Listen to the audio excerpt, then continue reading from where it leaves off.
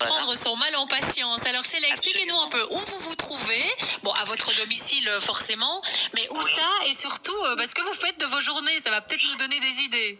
Alors, bon, écoutez, moi déjà j'habite à la campagne, c'est une chance, donc ça veut dire que j'ai un petit jardin, je suis au milieu des champs, donc de ce côté-là, j'ai pas trop de voisins et je suis pas trop enquiquinée, donc ça c'est très bien.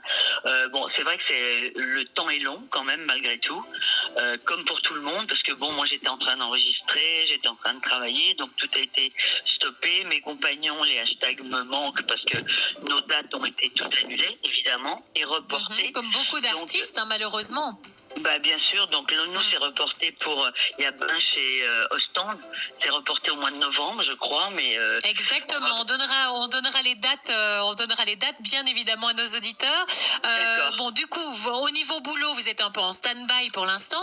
Ouais. Vous ne parvenez pas à faire du télétravail. Bon, dans votre métier c'est compliqué évidemment. Non mais non, télétravail, non, nous on fait pas de télétravail, nous on se téléphone, on se fait des FaceTime, ou voilà, on utilise au moins ce qu'il y a d'aujourd'hui, parce que je me disais, si c'était arrivé dans les années 70, vous imaginez l'histoire, parce que là on peut se voir quand même, on peut au moins faire des petits apéros de temps en temps, avec les Zooms ou les trucs comme ça, où on est tous ensemble. Mais à l'époque, j'ai dit, c'est horrible. Enfin bon, donc on est chanceux, quelque part, dans notre malheur. Et si vous voulez, moi je fais, j'ai un compte Instagram évidemment, et tous les dimanches après-midi à 17h30, je fais le tea time. Donc je passe une heure avec les gens où on discute, on s'échange, je réponds à des questions, j'ai des invités. Ouais, j'ai des invités, c'est tous les dimanches après-midi.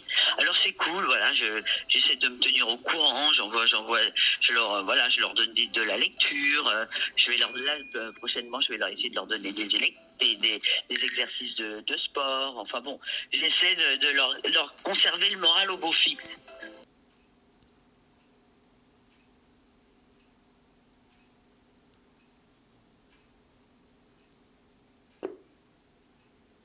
Et on a terminé pour les aides-soignants, bien évidemment.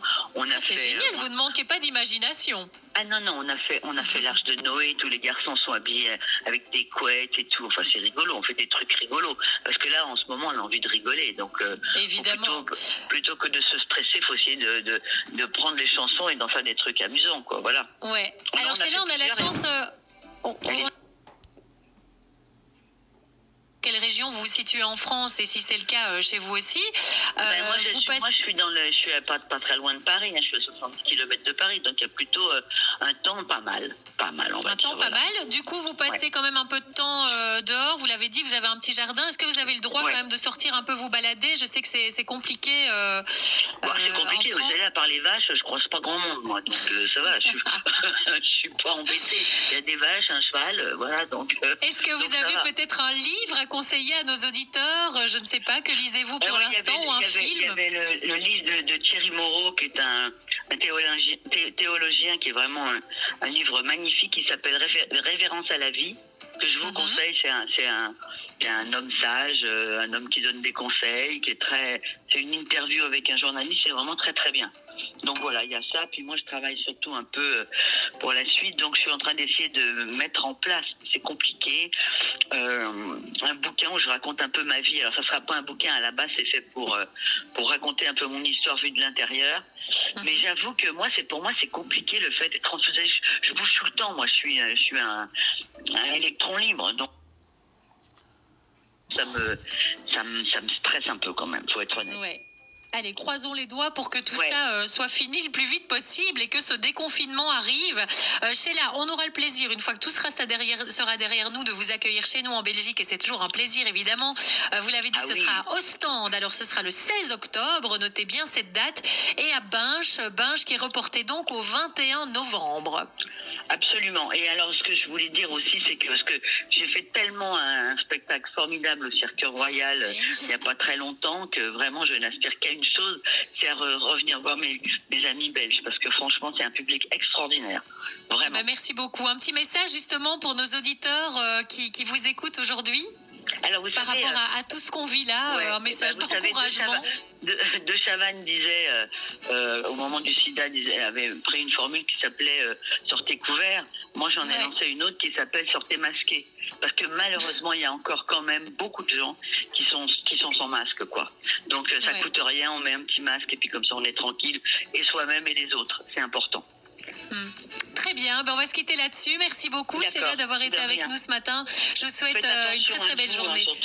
Okay. Vous aussi, faites attention à vous et à très bientôt chez nous en Belgique. Merci. Au revoir. Au revoir. Vous les copains, je ne vous oublierai jamais. Toute la vie, nous serons toujours des amis. Tous ensemble, on est bien. Tous ensemble, on est bien, car on suit le même chemin. Quand on se voit, on se tutoie gentiment. On est sincère, on chante et on danse tout le temps. Aujourd'hui et demain, on se tiendra par la main. Si un jour nous sommes séparés, nous on sait que notre cœur ne changera jamais. S'il y a de nous quelquefois à des ennuis, on est tous là, on se met tous avec lui. Et nos peines, et nos joies, et nos peines, et nos joies, on partage chaque fois.